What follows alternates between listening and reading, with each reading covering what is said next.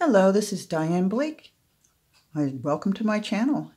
Today is going to be a little different than usual. I will have a book to show you, but I took a class by Jeanne Oliver. It's her own class on jeanneoliver.com. I will leave details down in the description. But the course was called Wandering Muse, and in this class, she taught about hand-carved stamps.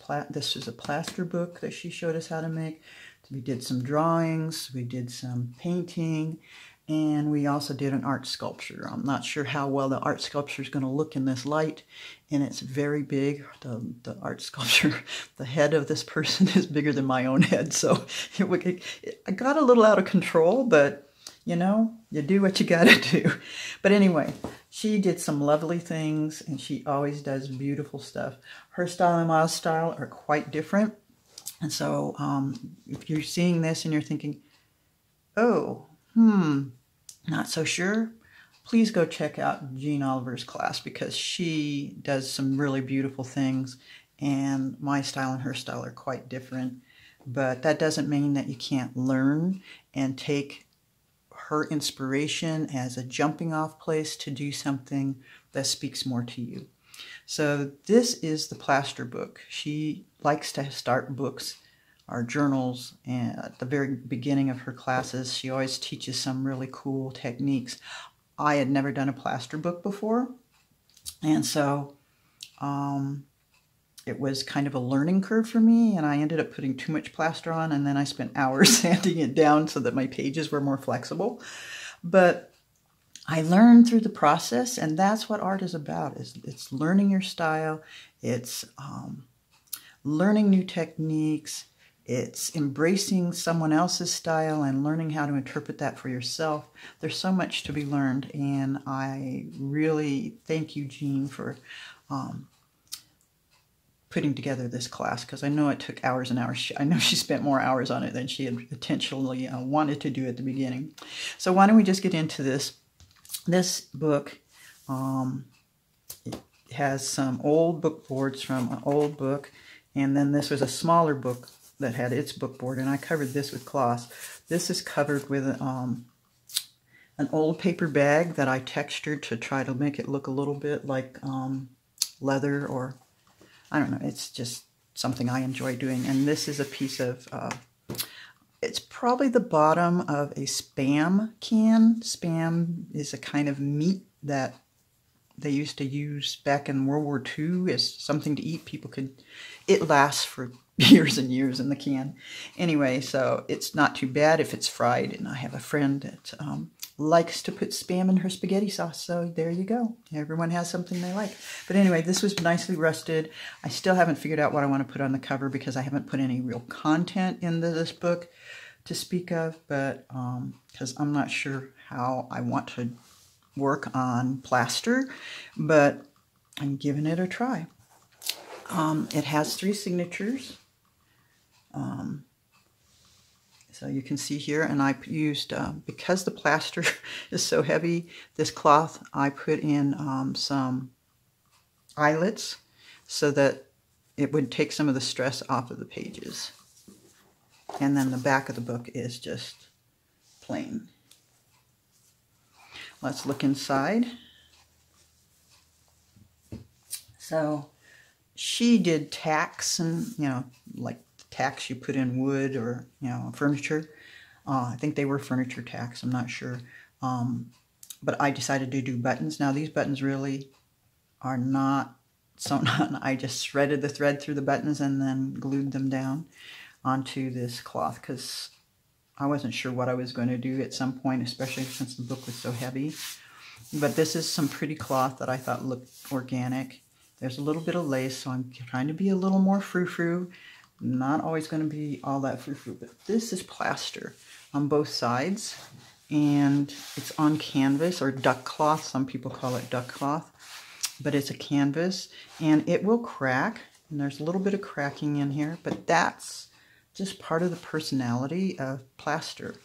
And there were a few times I tried to embed things, like some pressed flowers. I stained this with some blueberries. I've got pages that are different sizes, So I've got smaller pieces of canvas, larger pieces of canvas. But this was hours and hours of sanding. But I like the fact that this canvas has a little fraying going on the edges. So this page, again, this is a much thinner canvas. It's more, yeah, it's not as thick as the regular canvas. So it's, I don't know what to say about it other than it's thinner, it's not as thick, and it's got a tighter weave than the other canvas. And again, some more blueberry staining. I embedded some words in a few places, some pictures where some of the pictures came off though, especially when I started sanding. So I just let what was left over stick around. So gave it its personality. There's some tea staining going on here where I just dribbled tea on here to color the plaster. In some places I just put chunky parts. Part of that was because the plaster kept setting up faster than I was used to, and so sometimes they would get kind of chunky, and other times when I first would make a new batch it would be really kind of wet, and so it was a learning curve for me, but it was definitely worth it. Some more, you know, like a coffee stain here. This is an embedded pressed flower. And some more coffee staining to give it a little more rustic look. This was when I went berserk with coffee staining. But I really, in this one I had a lot less plaster, as you can see. It was a lot more canvas, and I kind of like that look where there's a disproportionate amount of plaster to canvas. It's just a little different than some of the pages that have a whole lot more plaster on them. This one, I like this baby. I love the attitude that baby's face has. I don't know if you can see that baby's face, but it's got an attitude, just like me. And then this is the center of the signature. And this was some paper, some music paper that I put in and then started tearing after it started drying. But I thought, it makes it look antique and cool. Let me see if I can get that.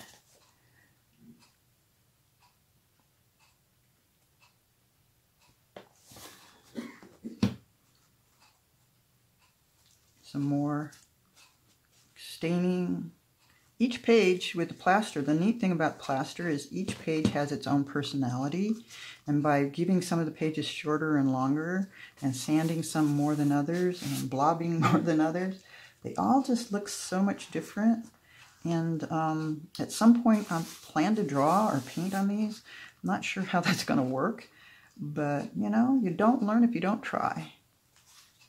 So we've got some more staining here. This is real pale. I don't know, you can see it a little bit there.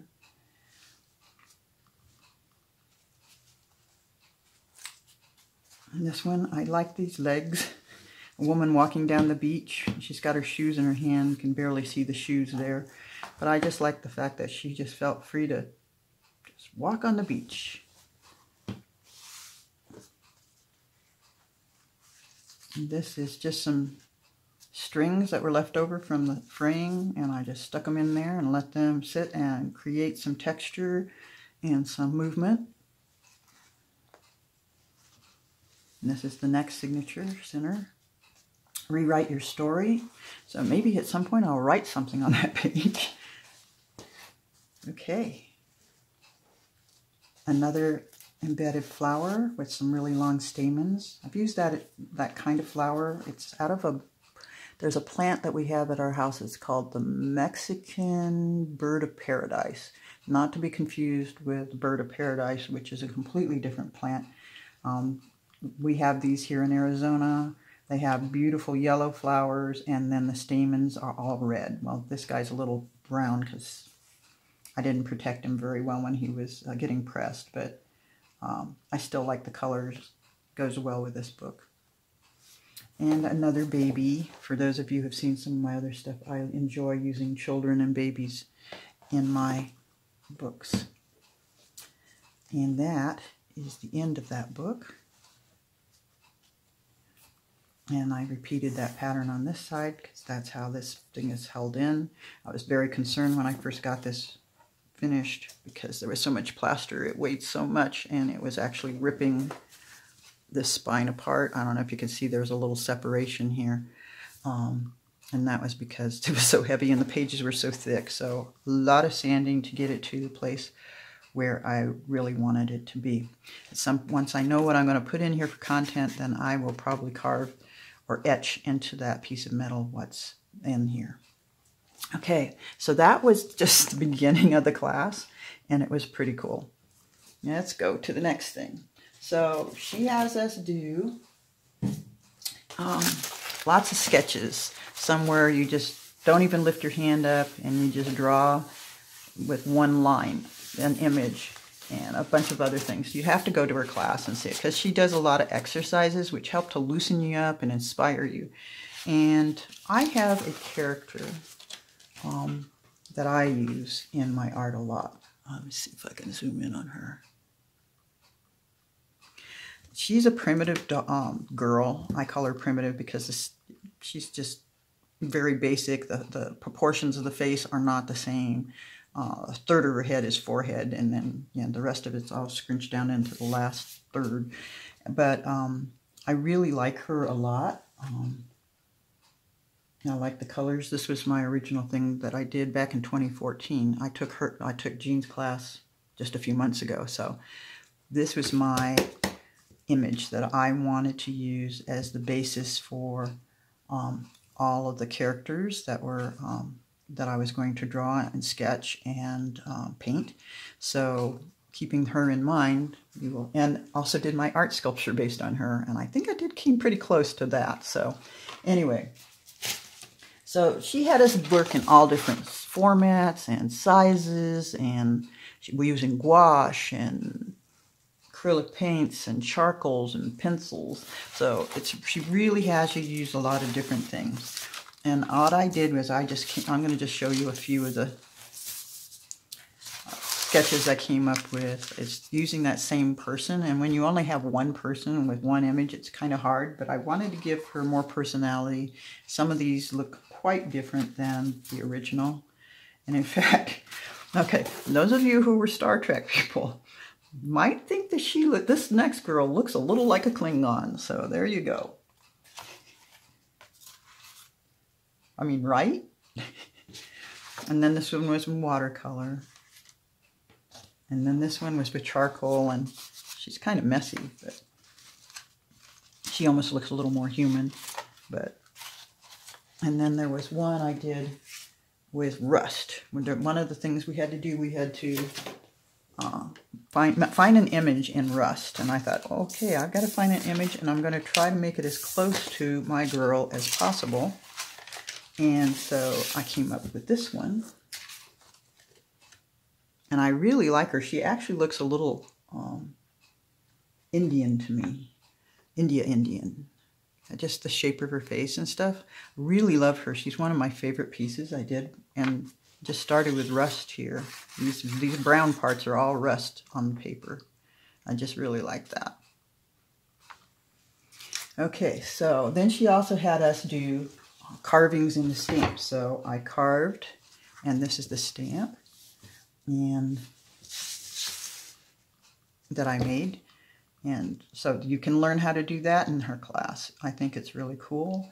I know this girl looks a little different than the one that I showed you, but she's got personality, that's for sure.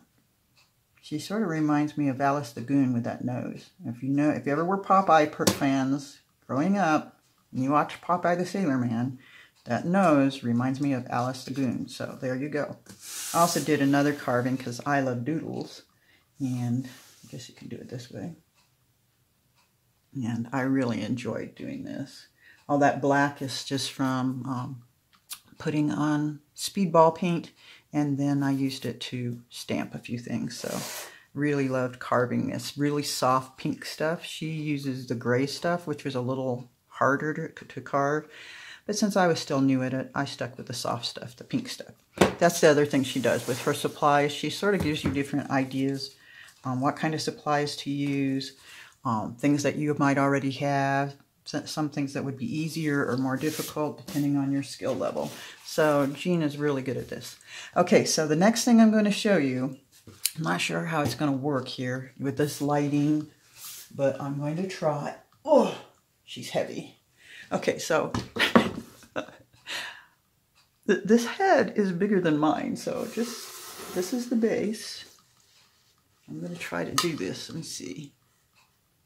I might have to lay her down. This is an art sculpture. She's 3D.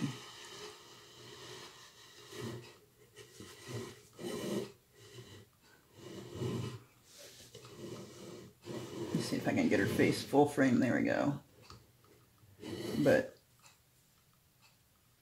And her hair is made out of just some, what do they call that? Just some muslin, that's what it is. And I shredded the muslin to make hair because I wanted her hair to be right at her jawbone like she is here. So that was important to me because I think it made the difference. And I made some eyelashes with eyelash lace.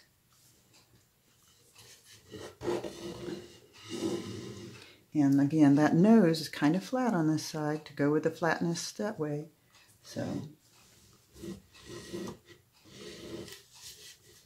but I'm really proud of myself because I've never done a sculpture before.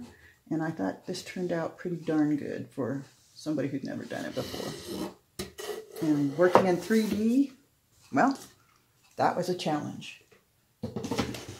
And that's very heavy. That was made with paper clay. So, anyway, I really enjoyed this class. I would recommend it to anybody who wants to do some exploring because I'm still trying to figure out who I am as an artist. I'm learning my style. I know I love books. I seem to gravitate towards the books.